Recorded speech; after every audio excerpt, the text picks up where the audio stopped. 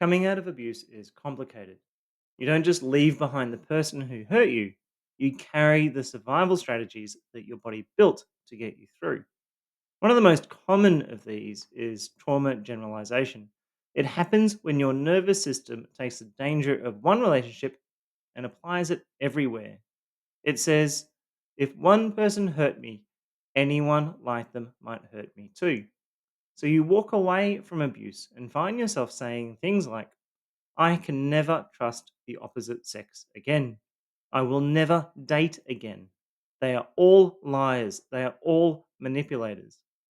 Or maybe it even shows up in another, more visceral way through the hypersensitivity to narrative.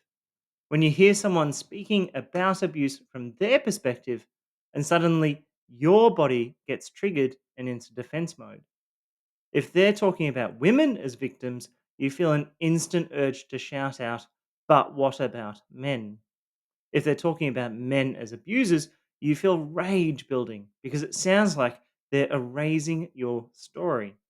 And in that moment, it doesn't feel like a conversation anymore. It feels like survival. It feels like you're fighting to exist. This is what trauma generalization does. It overprotects you. It convinces you that your only safety is in mistrust or anger or shutting the world out. And while that reflex may have kept you alive, if you don't see it for what it is, it can lock you into a new prison, one built of bitterness. In today's episode, I want to explore how this survival adaptation takes shape. We'll look at why trauma generalization happens in the first place, and then break it down into two main ways it tends to show up. The first is blanket mistrust, a hatred or fear of the opposite sex, the belief that they are all the same, they will all hurt me. The second is hypersensitivity to narrative, that flash of anger when you hear content that doesn't reflect your specific experience and it feels like your story is being erased. And finally, we'll talk about what to do with this, how you can address it within yourself so it doesn't keep you stuck in bitterness, and how you can approach it with sensitivity when you see it in somebody else. Because challenging a survival adaptation isn't just challenging a belief, it's challenging something that they built to survive abuse. Before I get into today's episode, I want to add a caveat up front. Everybody's situation is unique. Some of what I say here may resonate, some may not, and that's okay. The intent here is to shed light on why survivors sometimes walk away from abuse carrying deep resentment towards the opposite sex and how we can reduce those moments. The value is in understanding it so you can move towards recovery instead of being held in bitterness. And if you are new here, this is Stand Again. We talk about abuse tactics through the lived experience of men. Abuse is not limited to one gender, but this channel focuses on the male perspective because it is so often overlooked. So if you find value in what we're talking about today, please hit like, comment, and subscribe. Your voice might just help another male survivor of family violence find his. Trauma generalization is a survival adaptation. It's what happens when your nervous system takes the harm caused by one person and it extends it into a whole group or even the whole world at large. The body makes a decision that never again means mistrusting anything that even remotely resembles what caused the trauma. Your nervous system learns patterns. It remembers how your abuser spoke, the tone they used, the way they behaved, even the context of the abuse. Then, instead of containing that danger to the individual who hurt you, it applies it everywhere. It says, if this person was dangerous, then others who look like them, sound like them, or even remind me of them are also dangerous. This is not a conscious choice, it's automatic. The nervous system is designed to keep you alive by creating fast, simple rules. Abuse pushes it into overdrive. The body doesn't want to risk you missing the warning signs again, so it lowers the threshold for alarm. Small cues become major red flags. Minor disagreements feel like manipulation. Neutral situations are loaded with threat. For many survivors of abuse, this reflex doesn't even begin with the abusive partner, it can be layered on top of older wounds. If you grew up in a home where one parent dominated the other, or where anger and fear were part of daily life, your nervous system was already primed to expect danger. Families also pass down beliefs about trust, power, and gender. Phrases like men can't be trusted or women will always hurt you get absorbed as survival truths. On top of that, entire communities can carry collective trauma. The impact of displacement, colonization, or systemic injustice. These histories teach mistrust as a way of surviving. When abuse happens later in life, it doesn't create the reflex from scratch. It confirms what the body always feared. It reinforces inherited patterns. And the result is even stronger generalization. Not just never again, but it always happens. It's inevitable. It's everywhere. At first, this kind of reflex feels protective. It gives you certainty in an uncertain world.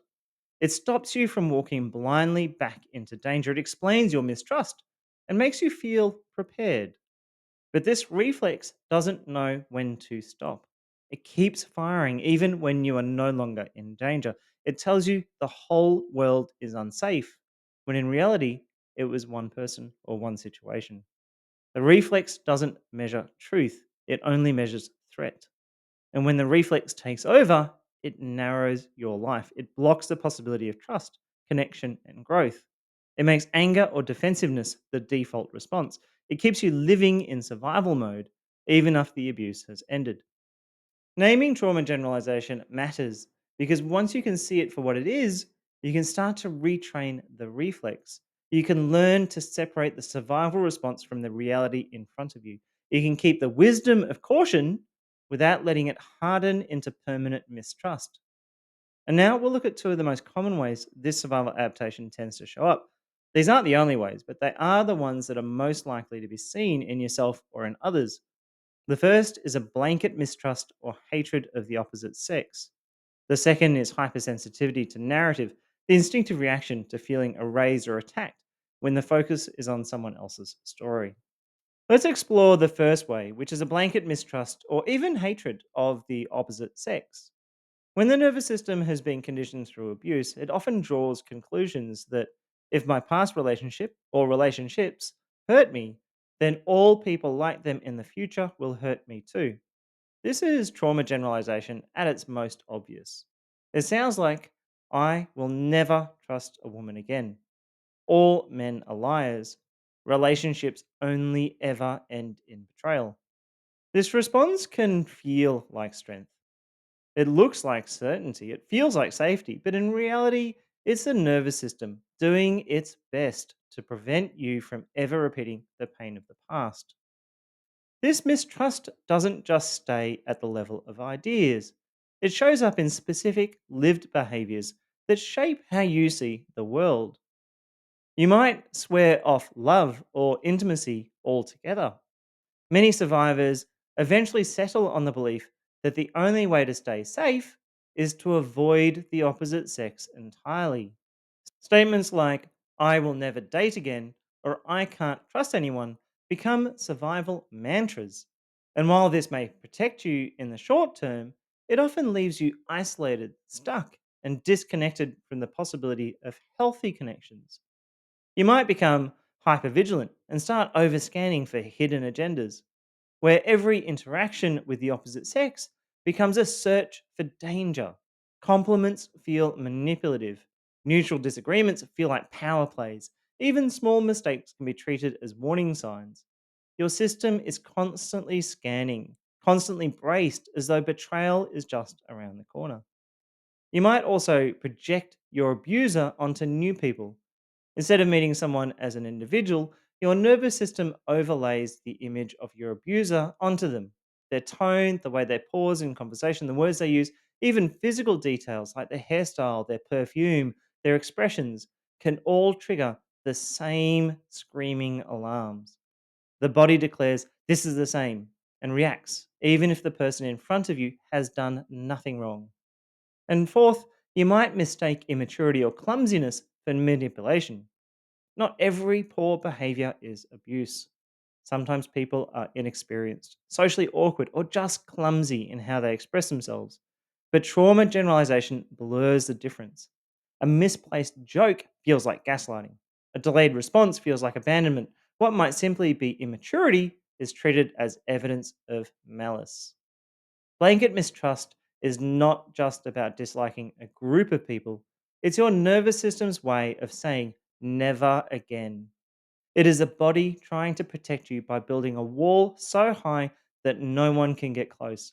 The wall feels like safety, but in reality, it blocks you from healing. It stops you from seeing individuals as individuals.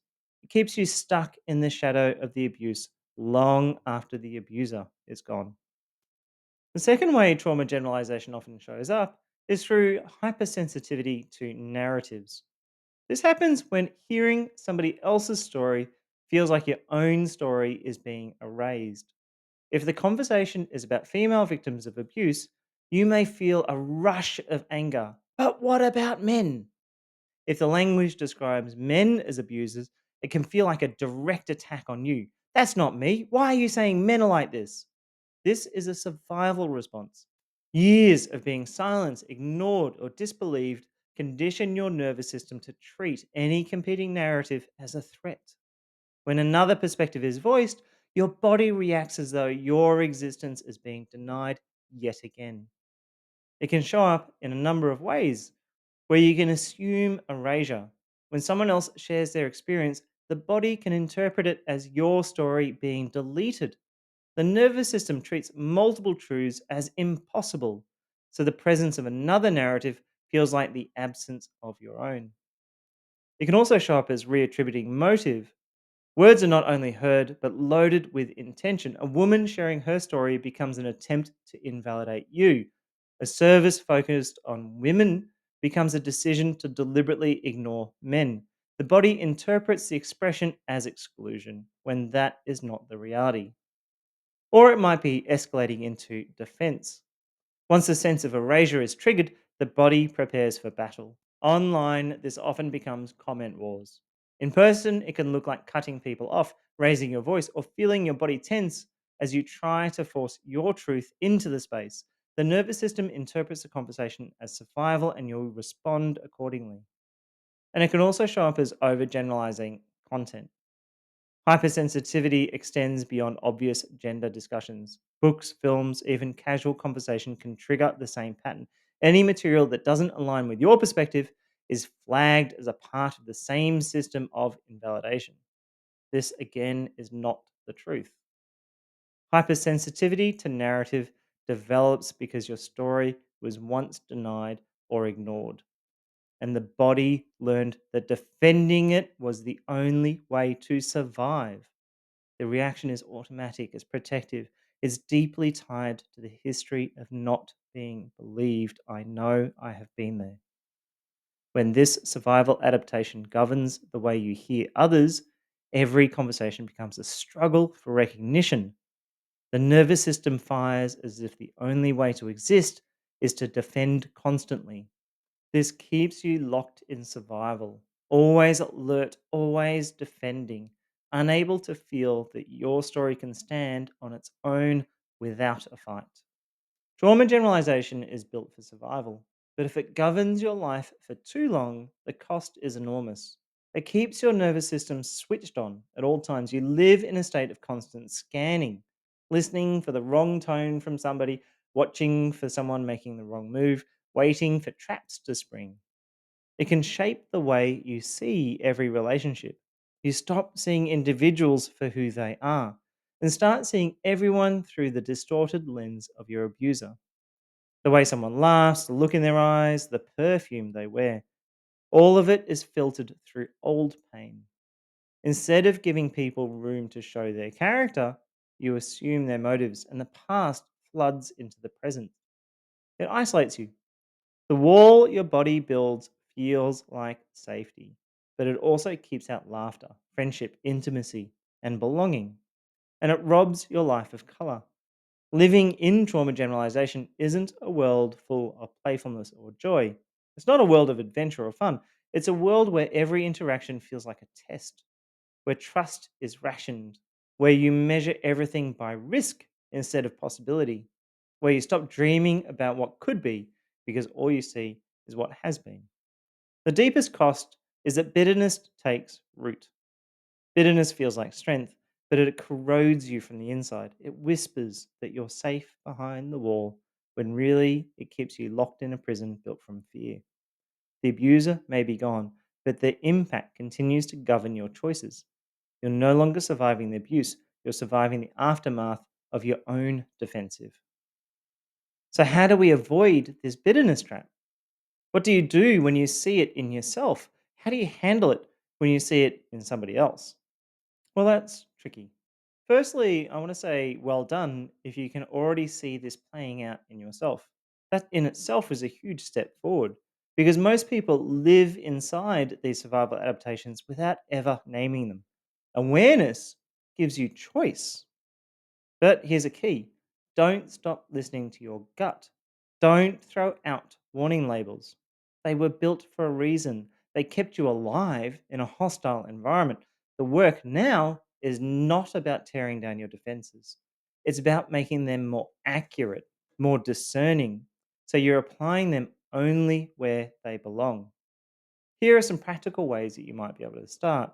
First is be discerning about the content you consume. That does not mean avoiding everything that triggers you. It means watching with awareness. When you see bitterness or sweeping generalizations or bias in what you're reading or watching, internally call it out instantly. Remind yourself that's their pain, that's their bias, not my truth. But also feel free to take what lessons out of this you find are useful. Just don't swallow everything whole. That's actually what discernment is about. Secondly, re anchor to the individual. Instead of judging people by category, like all men are this or all women are that, test individuals slowly. Let their actions, not their labels, show you who they really are. Move carefully, but keep the door open enough to see consistency over time. Third, separate reflex from reality.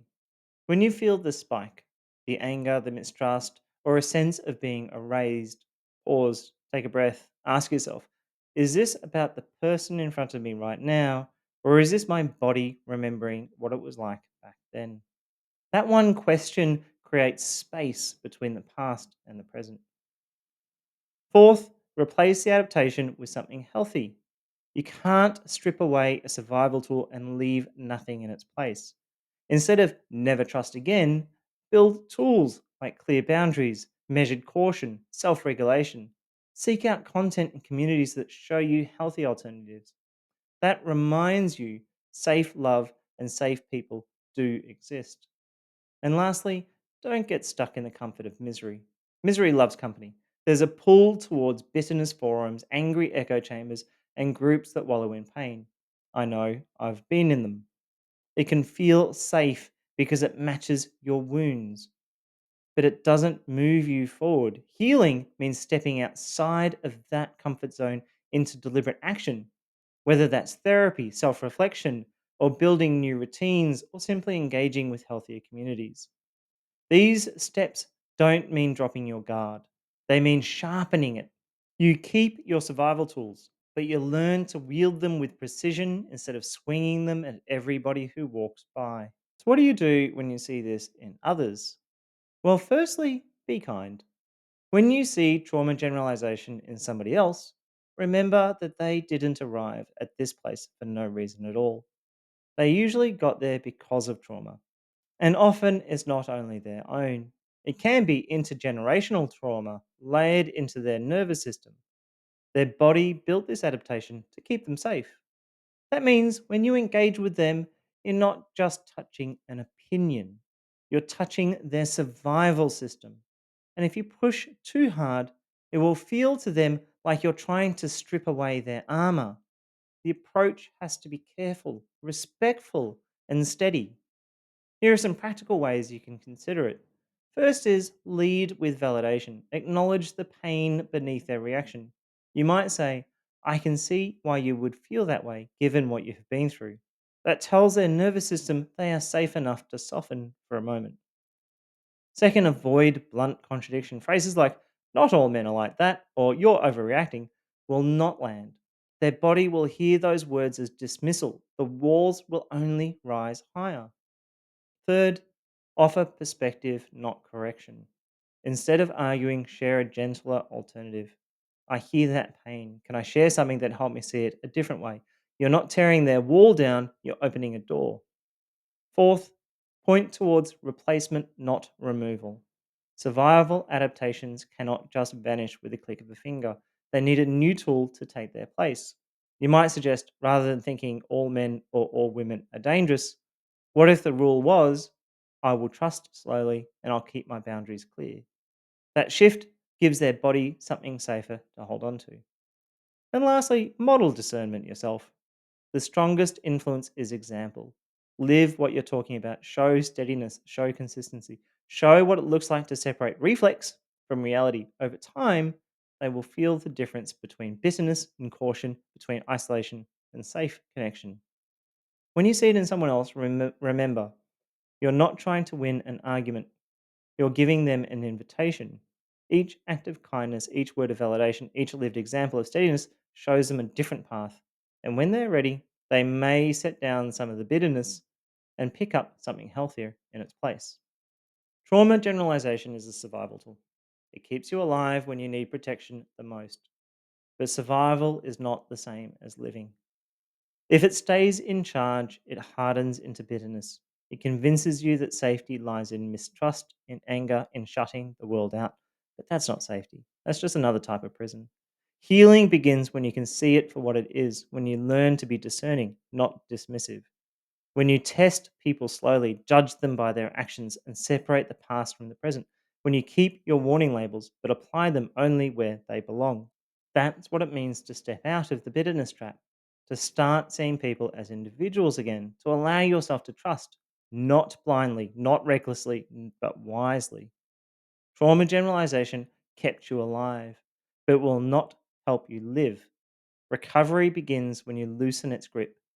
Thriving begins when you replace it with something stronger, like presence or boundaries, discernment, and hope. That is how you move from survival into recovery. That's the path forward. This is Stand Again, lived experience platform for male survivors of family violence. Please like, comment, and subscribe. Your voice might just help another man find his. If you're looking for one on one support, you can book coaching with a member of the Stand Again team. Simply visit standagain.com.au, where you will also find grounded information on surviving and recovering from family violence as a man. As always, remember that no matter how many times you've been knocked down, you can stand again.